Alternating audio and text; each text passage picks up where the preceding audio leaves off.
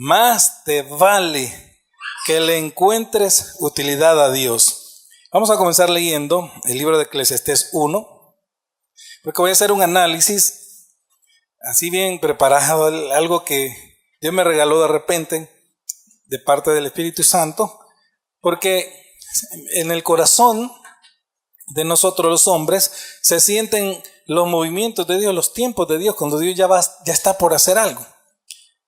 Y hay personas que no le encuentran ninguna utilidad a Dios. Dios no le sirve para nada. Pero nosotros sí le encontramos. Es que yo te digo a ti que si todavía no le has encontrado toda la utilidad a Dios, porque Dios sirve para salvarte, para ayudarte, para traerte nuevos tiempos, para bendecirte, para traerte añadiduras, más te vale que le encuentres la utilidad a Dios.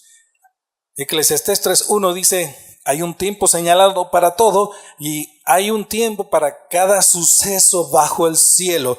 En la NTV dice: hay una temporada para todo, un tiempo para cada actividad bajo el cielo. En Hechos 1:6, en la TLA dice: cierto día en que estaban reunidos los apóstoles, le preguntaron a Jesús: Señor, ¿no crees que este es un buen momento para que les des a los israelitas su propio rey? En el versículo 7, Jesús le respondió: solo Dios decide cuándo llevar a cabo lo que piensa hacer. Mire cómo lo pone en la NTV el versículo 7. Él les contestó: solo el Padre tiene la autoridad para fijar esas fechas y tiempos, y a ustedes no les corresponde saberlo. Quiero que repita conmigo: solo el Padre tiene la autoridad para fijar esas fechas y tiempos. En el versículo 8, Jesús les contesta lo que sí deben saber: pero quiero que sepan que el Espíritu Santo vendrá sobre ustedes y que recibirán poder para hablar de mí en Jerusalén, en todo el territorio de Judea, de Samaria y también hasta los lugares más lejanos del mundo. Gracias, Señor, por esta palabra, por esta prédica. Tú nos llevas a lugares que jamás habíamos pensado soñar en llegar, pero tú lo haces posible porque tú decidiste hacerlo. Tú has tomado decisiones, decretos favorables para bendecirnos y te creemos. Vamos dándole seguimiento, estamos bajo tu cobertura en el nombre de Jesús. Amén. Hablando de que el tiempo ha llegado para 3 puntos suspensivos, muchas cosas, hay que disfrutar de esas nuevas cosas que Dios nos va a traer, que provienen de Dios para nosotros. En estos versículos nosotros pudimos ver cosas importantes que nadie nota, que es que todo lo que pasa debajo del cielo, los sucesos, las temporadas para cada actividad del hombre, está señalado por Dios, Entonces, hermanos, los apóstoles, pensando como la mayoría del mundo piensa, que Dios va a restaurar el reino político del hombre para que haya un buen hombre, un buen rey, así como el rey David, ¿verdad? Eso es lo que estaban diciendo. Todo el mundo quiere un buen presidente que traiga las cosas, pero por alguna razón Dios no lo hace. Y solo lo hace con algunas naciones, pero con otras naciones Dios deja que vengan malos presidentes, malos gobernantes. Y la gente sigue creyendo que la restauración es de esa manera políticamente, pero Dios no está pensando de esta manera. Lo que Dios les está diciendo es que esta es una manera pensada de equivocar de algunas personas que somos servidores de Dios. Ellos iban a ir a ganar almas, no a buscar que quitaran a los romanos de ahí, que los dejaran de oprimir y que pusieran a un rey y ya estuviera su nación bien bonita de nuevo, ¿verdad? Sino que lo que Jesús le contesta como Dios es lo que Dios quiere llevar a cabo en un sentido general. Pero quiero que usted se fije, que aclaremos esto, que aclara él que solo Dios tiene autoridad para fijar esas fechas y esos tiempos. Diga: solo Dios tiene autoridad para fijar fechas y tiempos que van a venir a nuestras vidas. Pero también a ellos les dice que esa parte del reino para Israel, a ellos no les correspondía hacer, ¿verdad? Pero Dios ha fijado la realidad de lo que vamos viviendo, Entonces nosotros debemos ver que la forma en que Dios piensa hacerlo es desde una manera espiritual en cada una de las personas. Dios quiere un cambio para cada persona que ha escogido, que ha llamado o que va a llamar, para comenzar a restaurar su vida a partir de ahí, ¿verdad? Entonces, lo que Dios quiere hacer desde el principio es que de esta manera espiritual es la restauración para cada persona, y es espiritualmente con las leyes del reino de Dios. Amén. Entonces, por eso les dice el decreto de lo que va a hacer, que lo leímos en el versículo 8. Él les dice en otras palabras: el Espíritu Santo vendrá sobre vosotros, sobre ustedes. ¿Vino el Espíritu Santo, sí o no? Sí, ¿verdad? Ok, les dará poder. ¿Les dio poder? Ok, ellos eran pescadores humildes, sin educación. Pero llega un momento que ellos tienen un poder, una autoridad, y van a hablar de Jesús. Tienen poder. Eso quiere decir denuedo, que significa valentía. Hablarán de Jesús ante las personas, darán testimonio de Él. Este es el decreto. Daremos testimonio de Él. Ante aquellas personas que no quieren oír de Jesús, que no quieren saber, también vamos a hablar. Y vamos a ganar y vamos a establecer el reino de Dios en nuestras vidas, en todo donde nosotros nos movemos, en nuestro entorno. Dios nos pone como pequeños reyes y sacerdotes, príncipes para su servicio, para establecer su reino, porque no va a nadie ni nada a detener el reino de Dios en la tierra. ¿Ok? Va a crecer y ha venido creciendo, y por eso es necesario que pasen guerras y rumores de guerra, porque en los países aquellos donde matan a los cristianos, llega un momento que yo lo que he podido ver como un humilde servidor es que Dios lo que manda es una guerra. Mueren miles de personas, pero después ya empieza a haber evangelio. ¿Ok? Entonces, hermanos, de ahí el siguiente decreto que Dios les dice a los apóstoles, aparte que ya les dijo que el Espíritu Santo iba a venir sobre ellos, que les daría poder, valentía, que hablarían de Jesús, ¿verdad?, a las naciones, que llevarían su mensaje de buena nueva y salvación, para que crean y se conviertan al Señor, para empezarlas a salvar. Esta es la razón por la que les dice que van a empezar desde Jerusalén, van a ir por Judea, o sea, más lejitos, van a ir por Samaria, más lejitos, y después a las naciones. En todo empezó en Jerusalén. ¿Ok? Entonces, fíjese bien, debemos de entender que es Dios quien fija los acontecimientos de los tiempos y sus sazones, y no les toca a ellos saber esto, pero sí les toca saber. Pongamos de nuevo el versículo de Hechos 1:8, y dice en ATLA: pero quiero que sepan, aquí está el decreto, que el Espíritu Santo vendrá sobre ustedes y que recibirán poder para hablar de mí en Jerusalén, en todo el territorio de Judea y de Samaria, también a los lugares más lejanos del mundo.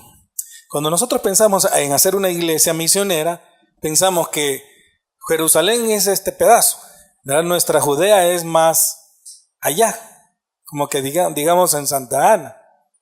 Samaria es como que digamos Honduras, y todos los confines del mundo son todas las naciones. Entonces, de hecho, así ocurrió. Estos hombres se ganaron el mundo para Cristo y lo cristianizaron, ¿verdad? Entonces, lo que yo quiero que ustedes noten, de que aún todavía nosotros no hemos dado el fruto que deberíamos de haber dado, porque estamos esperando el tiempo de Dios y su madurez, ¿verdad? Pero como hijos de Dios, nosotros necesitamos ser transformados y transformar a otros a través del evangelio, del corazón entregado a Dios. Amén. Así es que, hermanos, esta parte de evangelizar aún no ha terminado. Tenemos que llevar el mensaje más allá y más lejos.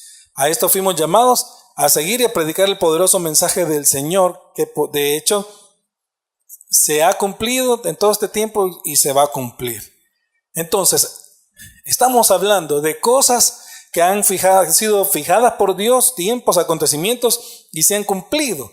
Hablando de que el tiempo ha llegado para que se cumpliera la venida de Cristo en la plenitud de los tiempos. Ya pasó, vino el Señor Jesús.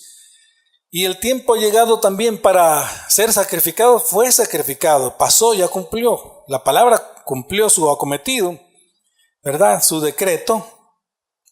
también hablando de que el tiempo ha llegado para ser glorificado, también se cumplió y Jesús fue glorificado. Pero quiero que note que cuando hacemos un estudio de Israel, los patriarcas, los jueces, los sacerdotes, los reyes, los profetas, yo quiero que notemos aquí que hay una manera similar en que Dios trabaja con cada uno de los hijos de Dios que le creemos. Y esta manera en que Dios trae unos tiempos buenos y otros no tan buenos, pero al final de tanto drama, entonces Dios, al final viene Dios y establece un mejor tiempo para cada persona, para cada hijo de Dios o para Israel. Pero tuvieron que pasar inviernos, ¿verdad? Cuando nosotros vinimos a Cristo, entonces Dios nos dio la lluvia temprana. Cuando la Biblia habla de lluvia, de rocío, está hablando de la presencia de Dios, de la palabra de Dios, que hace que demos frutos. Es que la palabra de Dios es que Dios la presenta igual como la lluvia que riega la tierra. Cuando viene la palabra de Dios y cae en un terreno fértil, lo riega y este terreno da fruto. Amén. Esta es la manera en que Dios actúa en nosotros. Entonces quiero que veamos que pudieron haber sufrido los patriarcas ciertas cosas, pero llegó un tiempo en que Dios estableció cosas grandes. Por ejemplo, si vamos a ver la vida de Abraham, así ocurrió. Si vamos a ver la vida de José, así ocurrió. Vamos a ver la vida de Jeremías, sufrió mucho, pero después se estableció en la tierra, porque la Biblia dice que los justos heredarán la tierra. Cuando Nabucodonosor conquistó Israel, se llevó cautivo a Israel, ya en los tiempos de Artajerjes, creo que se llamaba el rey, estaba el copero que se llamaba Nehemías, un judío, y estaba el sacerdote Esdras. En ese tiempo los muros estaban derribados, estaban caídos, los muros de la ciudad de Jerusalén. Entraba cualquier enemigo y lo atacaba. Y esta es una alegoría, para una similitud, para que veamos que hay tiempos donde los muros estarán como caídos, botados, pero llega un momento que Nehemías le dice al rey que le ayude a levantar los muros, y el rey le da madera, le da todo y le dice ve, y comienza la restauración de los muros. Entonces ocurrió que Israel había sufrido, lo había sido atacada, los muros habían sido derribados, la ciudad de Dios no podía estar de esa manera. Es como que la iglesia que esté como cayéndose, ¿verdad? Pero llegó el momento en que aún a pesar de toda la oposición que sufrió Esdras, Nehemías, los muros fueron reedificados, fueron levantados, y llegó el tiempo en donde la ciudad volvió a quedar segura. Y lo que yo quiero que notes es que se estableció algo bueno para ellos.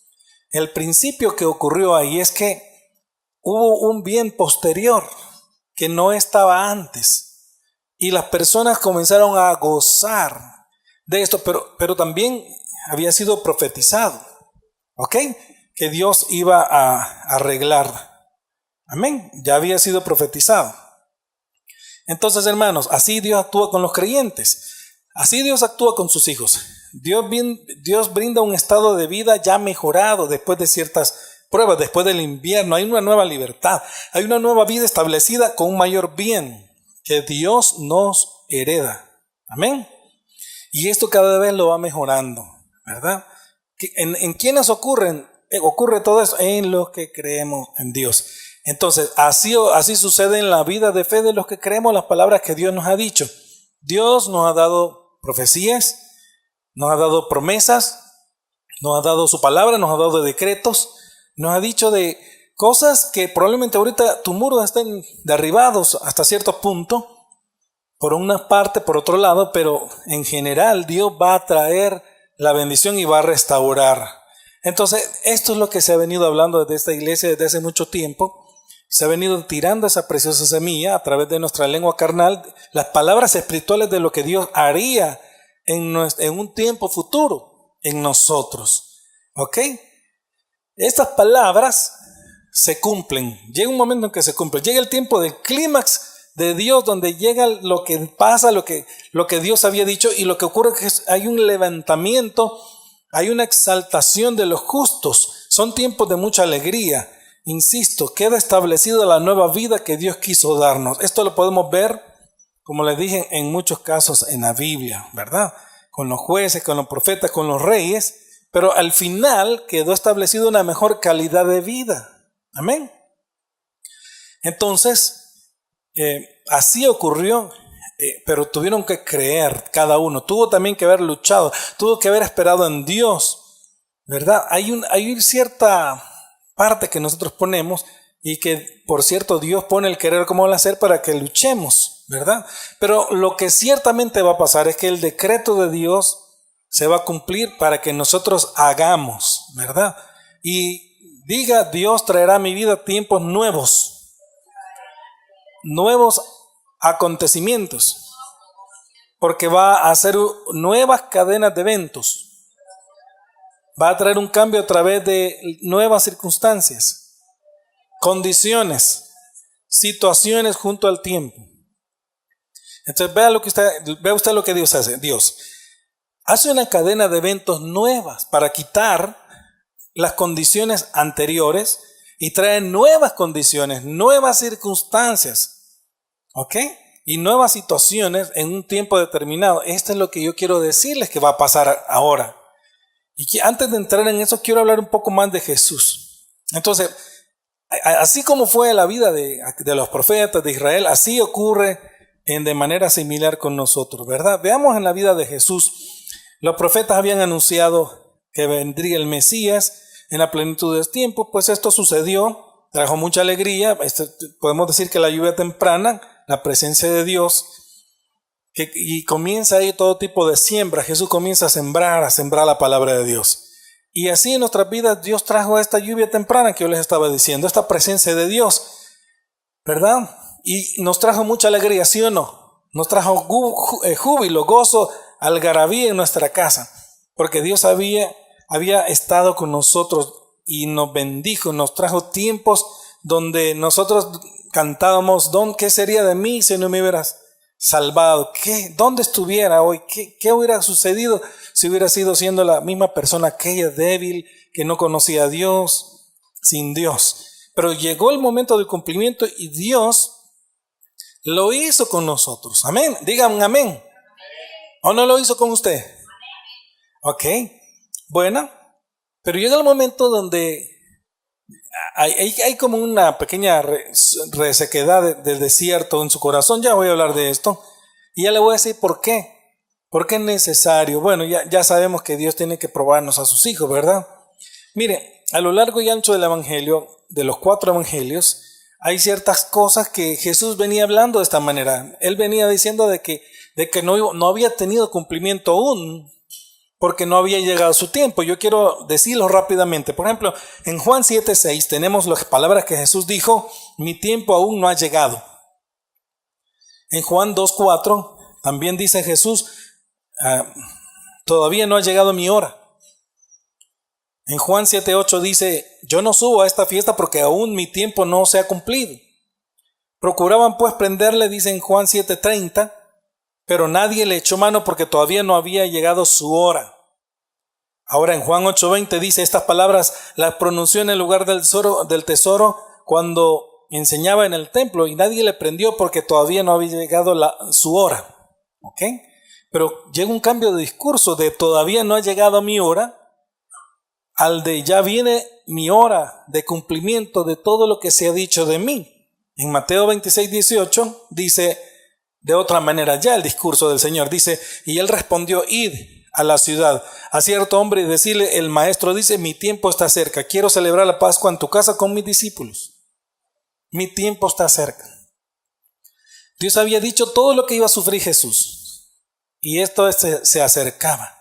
Jesús conocía los tiempos, las sazones de Dios. Pero luego cambia más dramáticamente el Espíritu Santo, la postura de todavía no ha llegado mi hora, que pasó a mi tiempo está cerca, a la hora del cumplimiento, que dice Juan 13:1, antes de la fiesta de la Pascua, sabiendo Jesús que su hora había llegado para pasar de este mundo al Padre, habiendo amado a los suyos que estaban con él, los amó hasta el fin. Es un momento en que Jesús sabe que él ya iba a pasar de este mundo, ya había llegado su hora, y su oración cambió, ya era una oración de preparación. Por ejemplo, En Juan 17:1 dice, estas cosas habló Jesús y alzando los ojos al cielo dijo, Padre, la hora ha llegado, glorifica a tu Hijo para que Él te glorifique a ti. Ya, Padre, ya es esto, ya hazlo.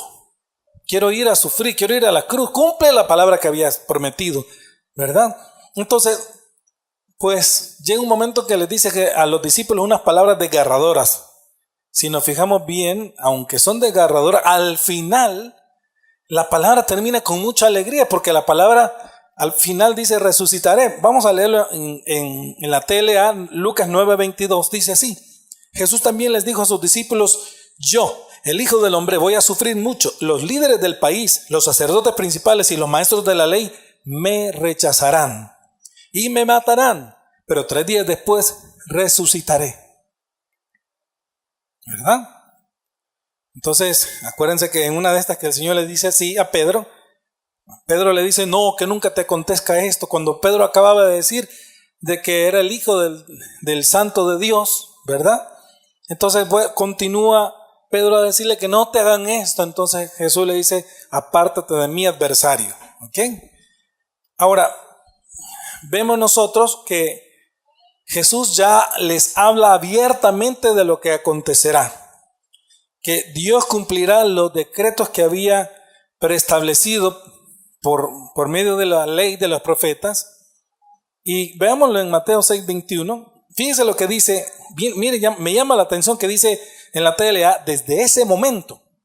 Diga, desde ese momento. Jesús comenzó a decirles a sus discípulos lo que iba a pasar. Tendré que ir a Jerusalén y los líderes del país, los sacerdotes principales y los maestros de la ley me harán sufrir mucho. Ahí van a matarme, pero 3 días después resucitaré. Ya les hablaba abiertamente, miren, yo voy a ir a Jerusalén, me van a matar, voy a sufrir por esto, pero después de 3 días voy a resucitar. Solo que ellos no lo entendían. En Lucas 22:37, en la NTV, dice, pues ha llegado el tiempo que se cumpla la siguiente profecía acerca de mí. Fue contado entre los rebeldes. Así es, todo lo que los profetas escribieron acerca de mí se cumplirá. Y así cumplió tal como había dicho la ley, como se había sido dicho de Jesús a través de la ley, de los profetas y en los salmos. 1100 años antes, 750 años antes a través de Isaías, y todo estaba escrito por Dios. Dios había fijado los tiempos, las sazones, los acontecimientos, los había predestinado y fue causativo en todo momento. Fue profetizado, orquestado y dirigido por Dios por medio de sus decretos, por medio de su providencia, acerca de lo que iba a dejar que Jesús muriera con detalles a manos de los romanos, del pueblo de Israel, de los fariseos, de los maestros de la ley y de los gentiles. En una ocasión Pedro sana a un hombre que tenía una enfermedad, en Hechos 4, y le prenden porque no quieren que esté hablando en el nombre de Jesús. Fíjese que hay una parte bien importante, porque Pedro en su defensa da testimonio acerca de Jesús. Ahí empieza a ocurrir lo que Jesús había dicho que iba a pasar en Hechos 1:8, de que iban a dar testimonio acerca de él. Amén. Entonces, ese era un momento de mucho peligro, porque realmente querían matar, querían callar a Pedro a toda costa, por haber sanado a un hombre. Que ese es el gran delito que había hecho. Pero Pedro les dice sobre aquel que habían matado, que por cierto, les aclara que lo habían matado porque ya estaba determinado, dispuesto, predestinado por Dios que sucediera, es decir, determinado de antemano de acuerdo con su voluntad, que sus planes se cumplirán o se cumplirían. Y todo esto sucedió por el poder, por su poder y porque así lo quiso. Entonces, este es el darle la gloria a Dios, lo que dice Pedro. Y esto está en Hechos 4, 27, 28. Dice así, lo vamos a leer alegremente. Dice, porque verdaderamente se unieron en esta ciudad contra tu santo Hijo Jesús, a quien ungiste Herodes y Poncio Pilato con los gentiles y el pueblo de Israel, para hacer cuanto tu mano y tu consejo habían antes determinado que sucediera. Ahora pongamos atención en el versículo 28, en otras versiones, por ejemplo en la NTV dice, sin embargo, todo lo que hicieron ya estaba determinado de antemano, de acuerdo con tu voluntad.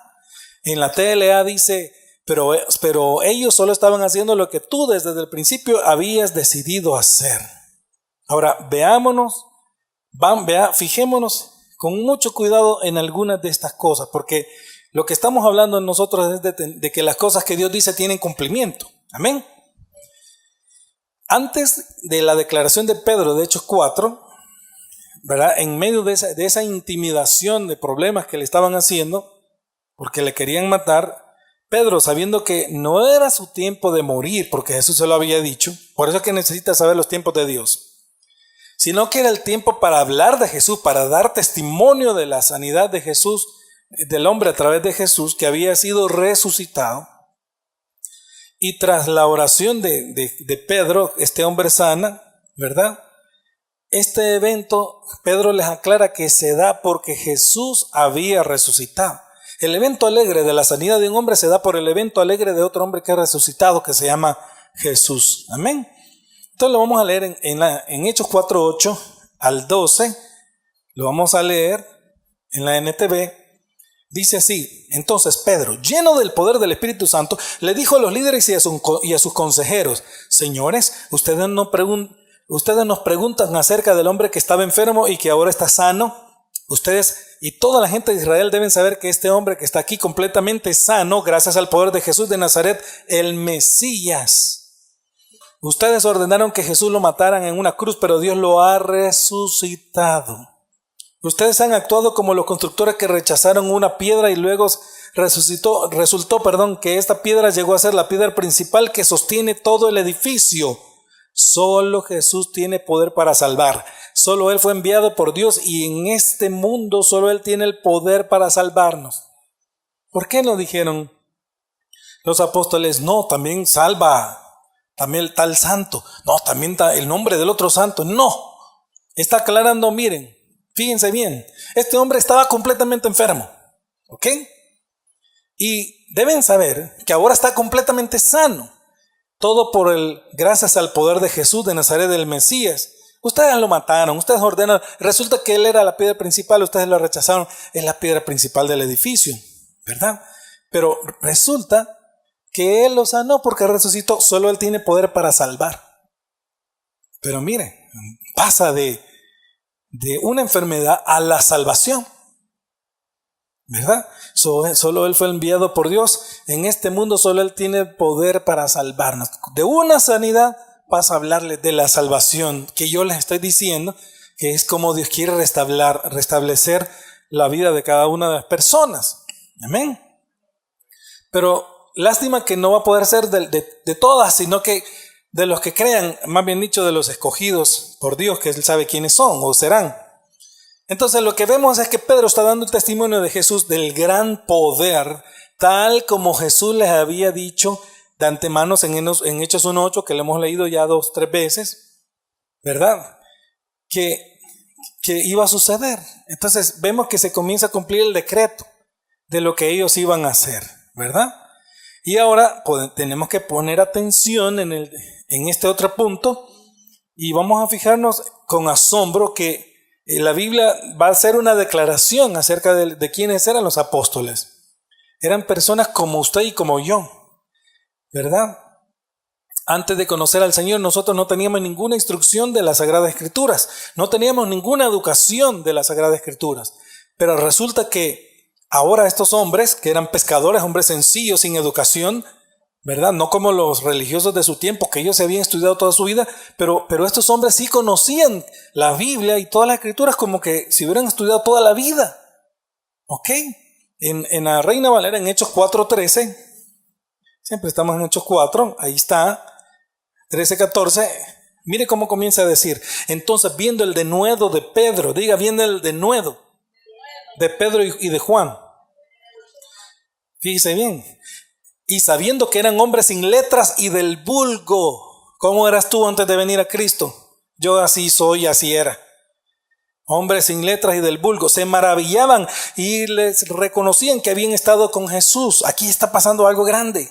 Estos hombres no habían ido a estudiar, pero reconocen de la manera en que hablan que habían estado con Jesús. Y viendo al hombre que había sido sanado, que estaba en pie con ellos, no podían decir nada en contra. ¿Sí? Esto va a pasar cuando estás con Jesús. Te conviene estar con Jesús. Lo voy a leer en la TLA. Los miembros del concilio quedaron asombrados cuando vieron el valor de Pedro y de Juan, porque veían que eran hombres comunes sin ninguna preparación especial en las Escrituras. También los identificaron como hombres que habían estado con Jesús. En otras palabras, este es el otro punto que debe de llamar nuestra atención. Se reconoce cuando has estado con Jesús. Las personas van a conocer, él viene de orar, ella viene de orar, ella viene de estar con Jesús, y Él le ha dado inteligencia, le ha dado sabiduría, le ha dado conocimiento, y ahora conoce la voluntad de Dios, conoce los tiempos de Dios, conoce las Escrituras, conoce los decretos de Dios que les ha dicho. Hermano y hermana, esto éramos antes nosotros. Éramos personas sin ninguna preparación de las Escrituras, hombres sin letras y del vulgo. Y a mucha honra, porque por eso Dios nos escogió, ¿verdad?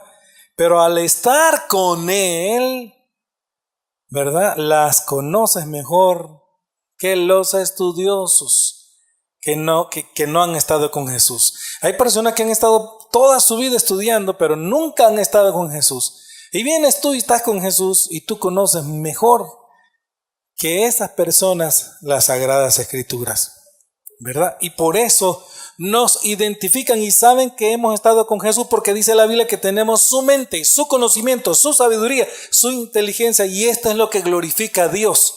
Esto da gloria a Dios. ¿Y quién era esa persona? Y ahora, wow, ¿verdad? Miren cómo piensa, miren cómo actúa, miren, y esa mente, si es que esa persona, yo no daba 5 por esa persona. Ok, era una persona vil. Era una persona que no es, pero dice la Biblia que lo que no es, a lo vil llamó Dios, de este mundo llamó Dios para avergonzar a lo que es. Amén. Entonces, hermanos, todo esto significa que entonces también hemos agradado a Dios por la fe, como dice Hebreos 11:6, que sin fe es imposible agradar a Dios. Por eso tu oración tiene que ser: Señor, que mi fe te agrade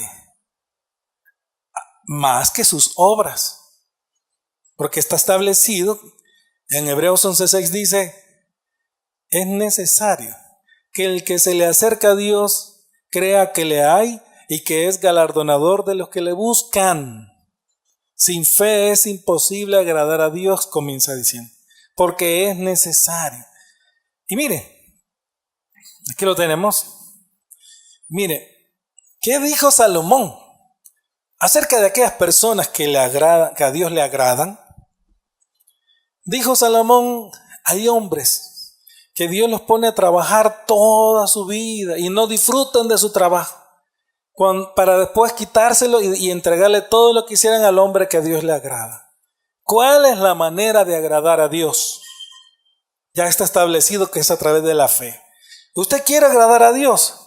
Si tiene fe, usted ya pasó por encima de todos los que hacen buenas obras. Hace poco estuve hablando con una persona que venía de Canadá, y toda la plática estuvimos hablando en inglés un buen rato. Toda su conversación fue de que hace obras, que hace obras, que hace obras y que hace obras, y que cumple los 10 mandamientos. Entonces yo le dije: ¿y entonces por qué el joven rico? Cuando Jesús le dijo que cumplieran los mandamientos, él le dijo: ya los he cumplido.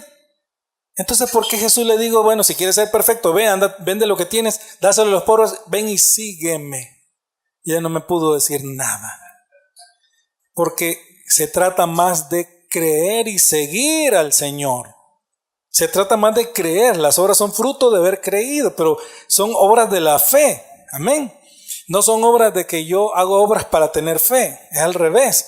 Al tener fe hago las obras de Dios, no las obras que alguien me está diciendo que haga para que yo tenga fe, ¿verdad? Como le dijeron a una persona con mucho dinero que nunca había estado en las cosas de Dios, le dice a un padre, le dice: mire, ¿y cómo hago para ganarme el cielo? Denos dinero para la caridad, para los pobres.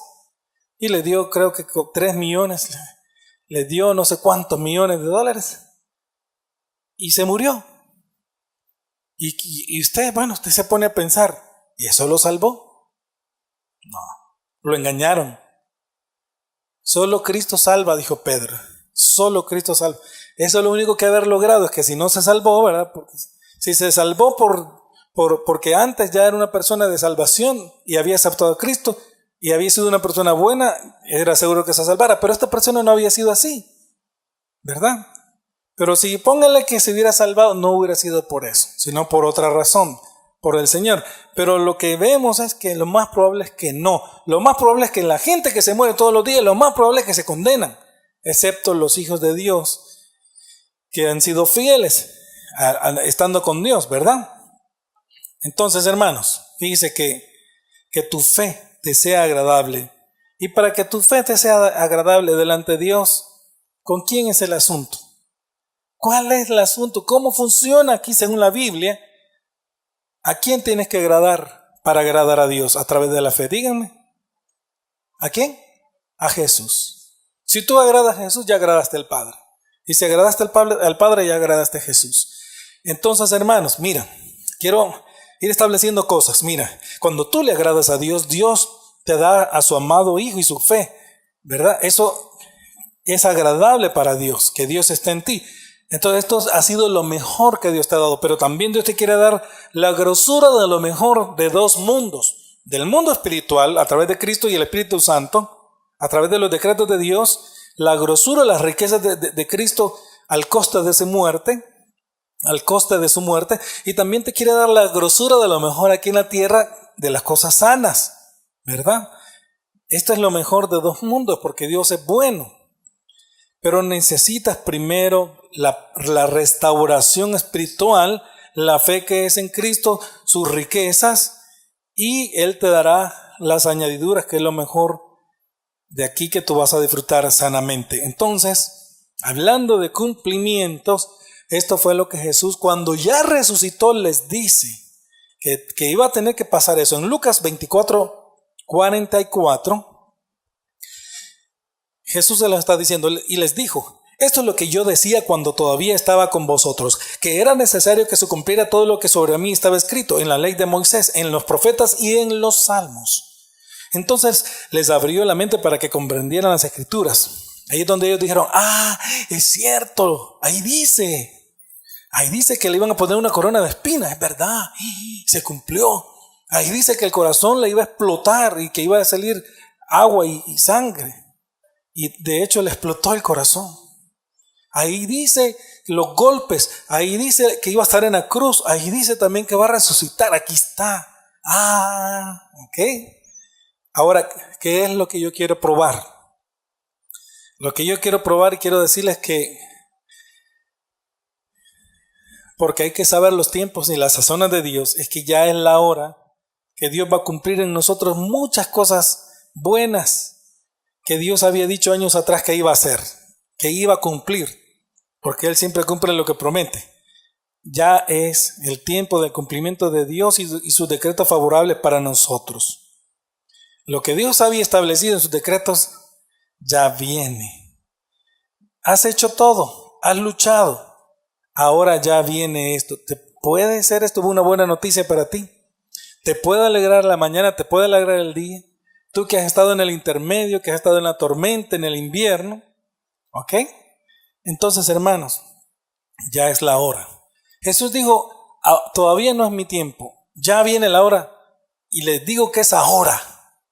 Entonces yo le estoy diciendo a usted, les digo que ya viene, ya es ahora, en que Dios va a traernos muchos más beneficios de las bendiciones en Cristo Jesús, que tanto nos había dicho antes, años atrás, cosas buenas que Dios prometió vendrán.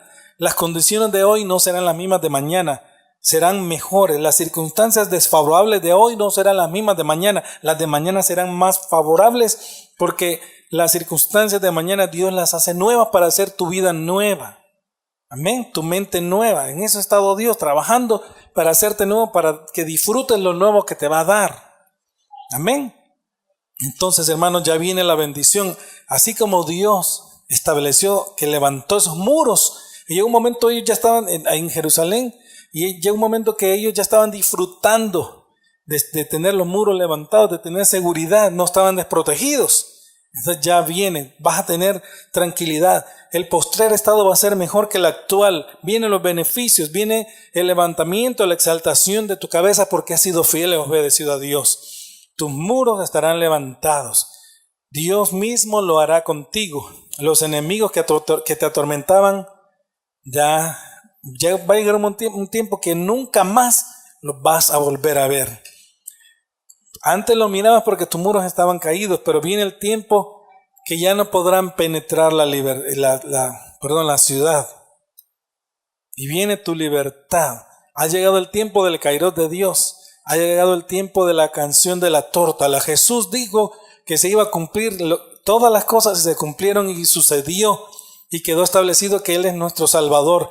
Así como Dios cumplió, así como Dios dijo que, como dice la Biblia, que si ya nos dio el Hijo, ¿cómo no nos dará juntamente con Él todas las demás cosas? Así viene este nuevo tiempo, ya a partir de, ya estamos en Él.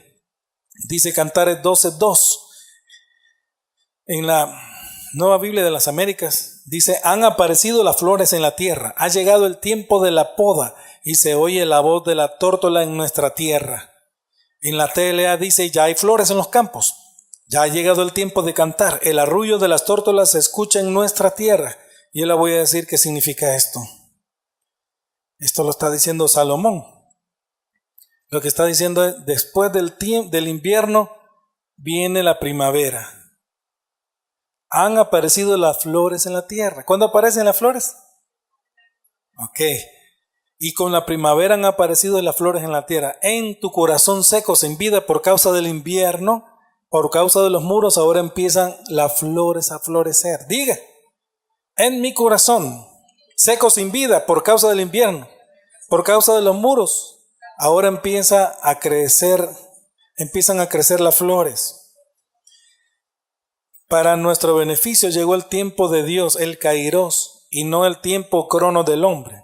Porque el tiempo crono del hombre es el de acá, pero el tiempo de Dios es cuando Dios establece las cosas. Diga: para mi beneficio viene el tiempo Kairos de Dios y no el tiempo crono del hombre.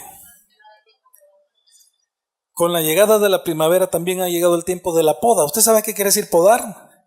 Es un proceso de recortar un árbol, un arbusto, que si se hace con mucho cuidado, la poda puede incrementar el rendimiento del fruto. Así que es una práctica agrícola, ¿verdad? Esto hace que haya mucho más frutos que tú vas a gozar mientras lo haces. Estás cantando con alegría porque Dios te ha dado la oportunidad de vivir para Él. Estás podando y estás cantando. Entonces quiere decir que aún vas a seguir podando, pero aún vas a tener más fruto después. Pero tienes la bendición de que ya puedes salir a trabajar. Amén. Y entonces, por eso es que ellos iban a podar, entonces cantaban. Por eso en la TLA dice: ha llegado el tiempo de cantar, ha llegado el tiempo de alegrarse, porque ha venido la primavera. Y con la llegada de la primavera empieza a cantar la tórtola. ¿Qué significa eso? ¿Verdad? Que ya no más lloro ni lamento, sino que empieza a haber una canción en tus labios. La tórtola significa la libertad. En el Salmo 55:6 dice: y dije, ¿quién me diera alas como de paloma? Volaría y hallaría reposo.